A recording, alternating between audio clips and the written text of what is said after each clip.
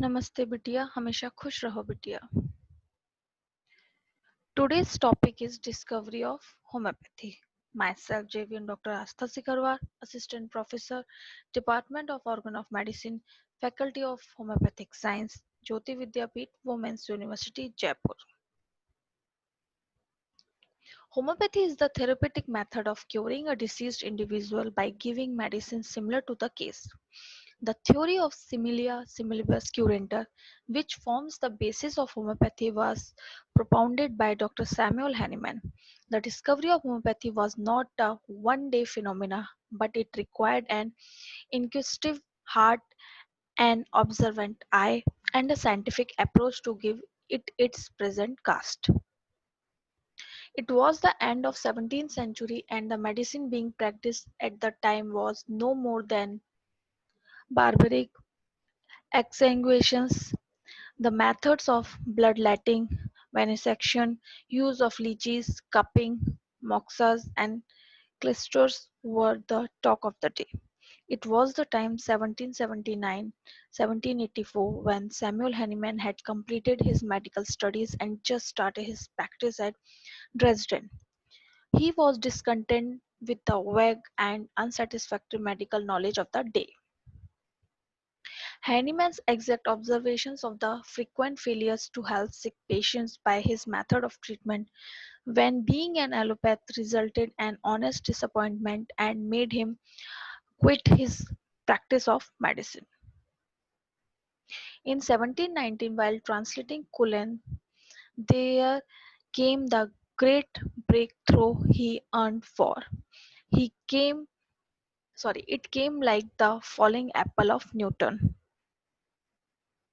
While translating Cullen's Mathematica, the exact observation of the truth that the ability of cinchona bark to cure malaria was not the astringent property of it made him to experiment on himself.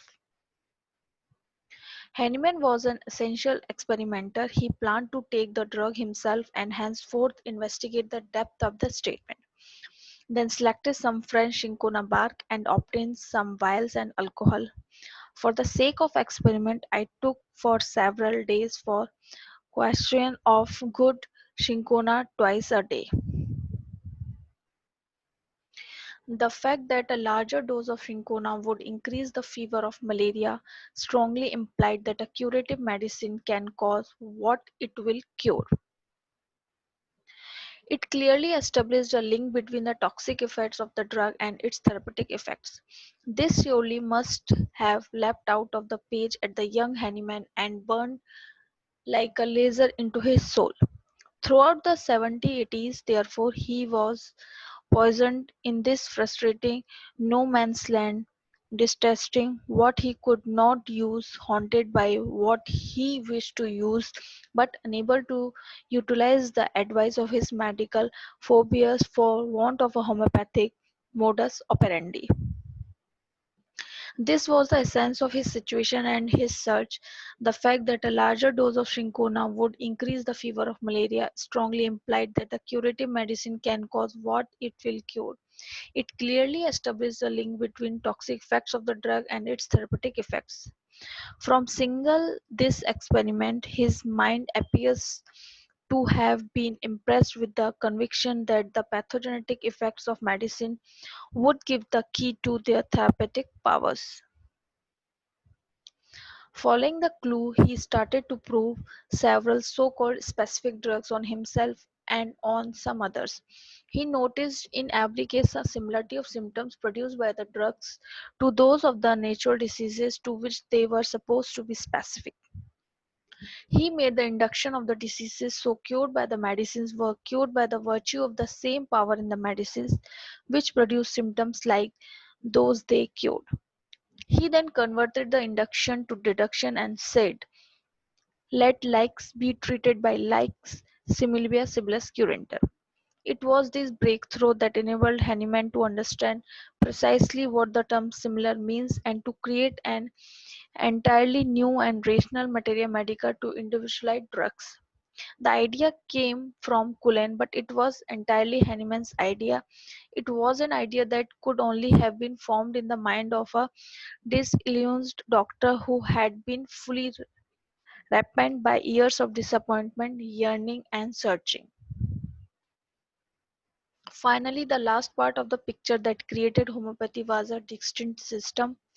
The regulation of the dose, that is, this arose largely as a result of Hahnemann's immense chemical knowledge.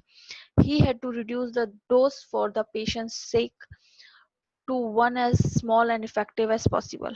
More than that, Dr. Hahnemann was keenly aware of the damage large doses cause to the patient. The origin of homeopathy is the clarity of perception of the exact position Hahnemann found himself in as a physician. This took on a three-part structure. First came his disaffection for an abandonment of allopathy. Secondly, the search for a new system and translation work. And thirdly, the discovery of provings and its subsequent train of experimentation and clinical confirmation. Correct interpretation from the Syncona experiment, the diseases are cured by the properties of drugs which are capable of producing the similar disease in healthy persons. Thus, discovery of homeopathy was not accidental but methodical. Homeopathy, like the candlestick of the Hebrew tabernacle, has been shaped by hammering and not by casting, or rather, it is a vital thing growing as the year go on and legitimately influenced by its environments. This session powered by digital version 2.0 Jyoti Vidyapeeth Women's University. I hope you are satisfied with my digital session. If you have any query, please mention it in comment box. I will resolve it. Thank you.